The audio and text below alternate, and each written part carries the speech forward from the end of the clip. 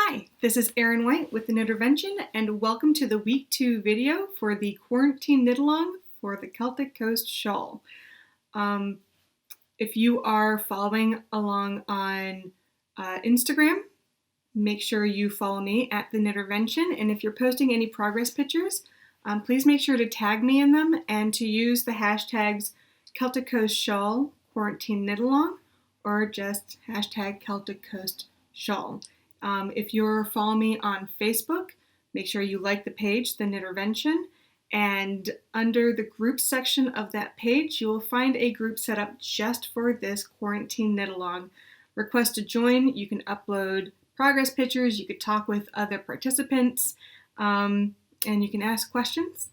And of course, if you have any questions during this knit along, you can feel free to reach out to me at theknittervention@gmail.com. You can also send me a message on Instagram or Facebook, or you can leave a comment on the video, and I will make sure to get back to you and answer your questions. So week 2, you should be through the first section, the first seed stitch section, and into the chevron section. If you haven't gotten to that point yet, don't worry. It is Friday for me, and I just started the chevron section because I'm trying to work on this when I'm not doing work things. So you should be through starting the chevron section. Some of you might already be all the way through the chevron section, and that's fine too. A couple of things to note in the sections that we have coming up. If you're doing the 5-color fade, if you're following the instructions for the 5-color fade in the pattern, your first transition from color 1 to color 2 will happen at the end of that first double garter stitch section through the beginning of the chevron stitch section. So rows 37 through rows 49 is where you will start and end that transition. So by row 49, you'll be on your second color and working your way down. If you're doing the 3-color fade, your first transition to your next color is not going to be until row 91, and that is in the second seed stitch section.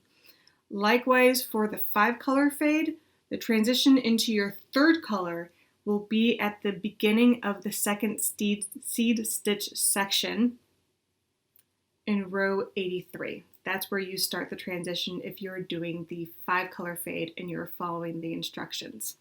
One thing to note in the chevron section, let's put a little asterisk next to it, or something like a dash or a star. Row 54 is where the pattern shifts from the chevrons moving in one direction into going in the opposite direction. So row 54, which is a wrong side row, you're going to start switching back. So just make a note of that. And those are the tips and tricks I have for the sections that you have coming up. I look forward to seeing your progress. I look forward to answering your questions. I have not been able to have a live Q&A session yet.